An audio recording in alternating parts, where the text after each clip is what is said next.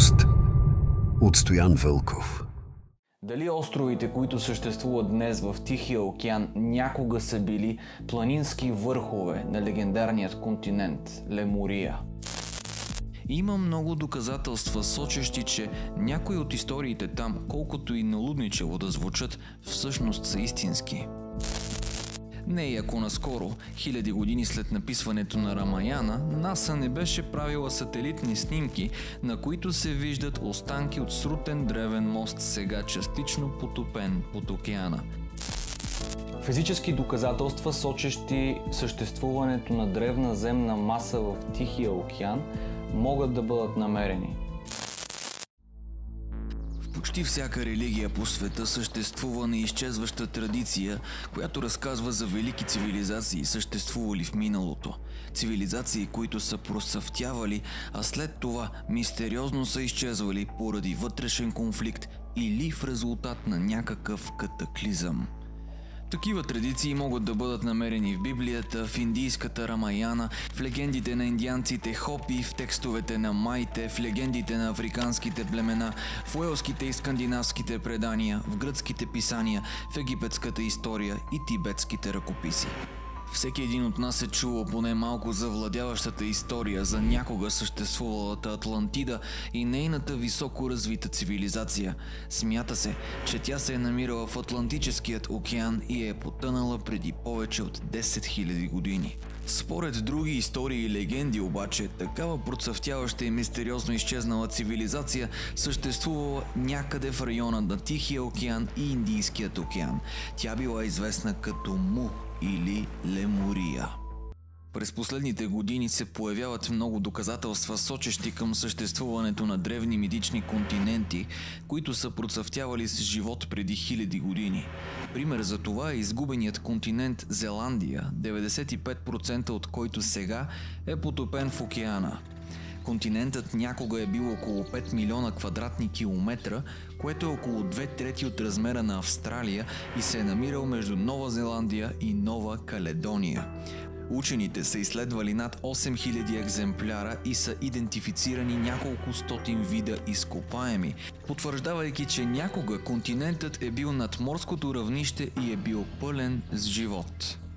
Съществувала ли е цивилизация на този континент преди хиляди години? Дали днес можем да открием следи от нея? Дали островите, които съществуват днес в Тихия океан, някога са били планински върхове на легендарният континент Лемурия?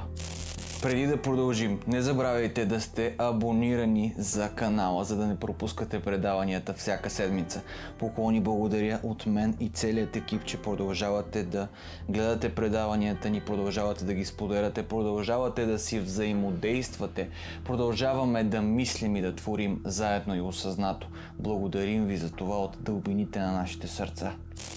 Позволявам си да вметна една бърза скоба. Както виждате, започваме да разглеждаме теми, които сте ни препоръчали или сте ни казали преди година, преди 6 месеца, преди 7 месеца. Просто молим за разбиране, за търпение. Всяко нещо си идва на мястото в най-подходящият момент за всички. Така че темите, които излизат, съвсем не са в случайна подредба.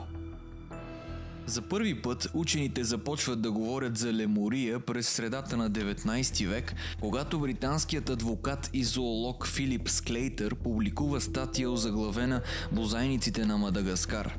Склейтър установява, че в каменелостите на лемури са изключително изобилни в Мадагаскар, в Индия, но интересното е, че тези вкаменелости липсват изцяло в Африка и Близкият изток.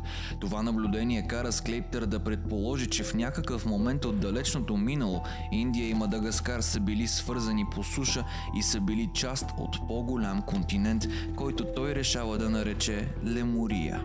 Други учени също предполагат за съществуването на подобен континент. През 1840 година френският натуралист Етиен Жофруа Сент Илер предполага за подобна древна връзка между остров Мадагаскар и Индия. 20 години по-късно британският натуралист Алфред Ръфъл Уолъс предполага, че само подобна връзка би обяснила интересната и необичайна за региона фауна в региона на Мадагаскар.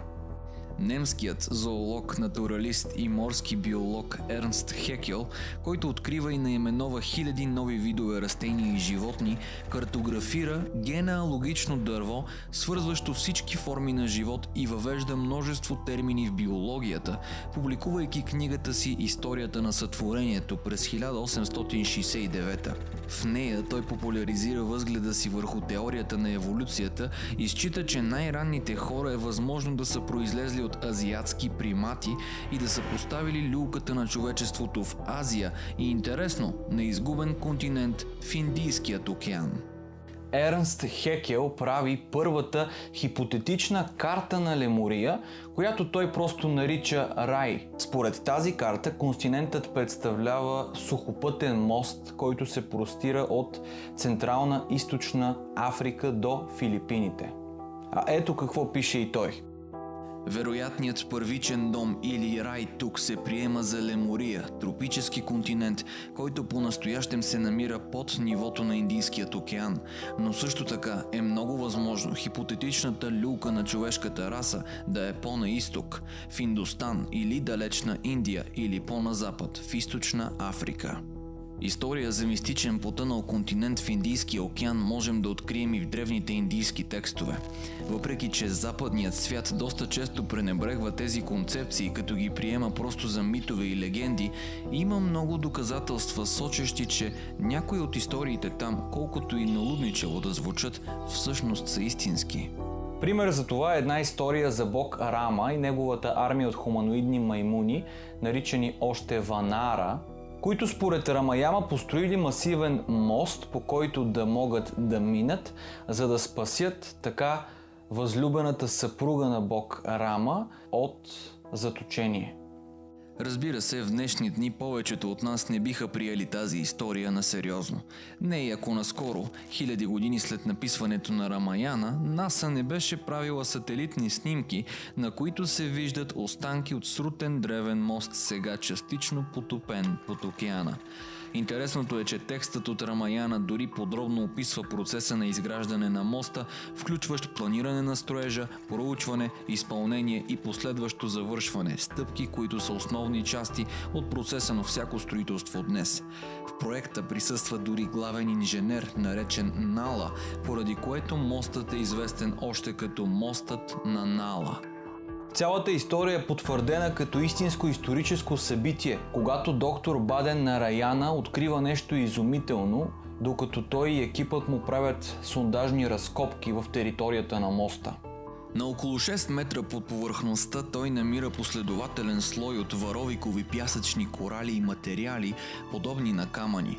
Било е очевидно, че древният мост е направен от човешка ръка, а допълнителни изследвания потвърждават, че моста е създаден преди около 7000 години, в същия период, в който е написана Рамаяна. Според древния текст съотношението на моста е 10:1 дължина към ширина. Измерен днес, мостът е дълъг около 35 км и широк около 3,5 км, точно съотношение 10:1, както е описано в епоса. Учени, изследващи моста, стигат до извода, че камъните, използвани за конструкцията, са по-стари от самият пясък, което потвърждава, че някой ги е поставил там, използвайки напреднали форми на инженерство. Други учени, макар и съгласни, че мостът е създаден от човешка ръка, смятат, че е бил построен преди цели 1,7 милиона години, време, когато съвременните хора дори не са съществували. Това е времето на Homo erectus, който предхожда неандерталците. Възможно ли е армията от хуманоидни маймуни на бог Рама да са предците на хората? Въпреки че Homo erectus не са притежавали интелектуалният капацитет да направят каквото и да било, те са притежавали физическата сила. Ако са съществували такъв тип древни, по-висши същества като бог Рама, биха ли могли те да са използвали Homo erectus като работна ръка за построяването на конкретните структури? Легендата разказва, че след като мостът бил построен, бог Рама превежда армията си през него и успешно освобождава жена си. На път за вкъщи Рама излита със своята вимана, която според санскритските текстове представлява вид летящо превозно средство, използвано от синьокожите божества. Такова устройство днес бихме преспокойно нарекли НЛО. Ако тази мегаструктура от Рамаяна е реална, може ли историите за летящи кораби, наречени вимани, и древните напреднали раси на гиганти, споменати в индийският епос, също да са реални? И имат ли нещо общо с цивилизацията на Лемурия? Благодаря ви, че продължавате и избирате да вървите с нас по пътя на създаването, изследването, разширяването на един по-красив, по-благодарен и по-осъзнат свят. За мен е огромно удоволствие, а вие може да гледате целият епизод на Скритата реалност в официалния канал Чоко. Ще се видим след един миг.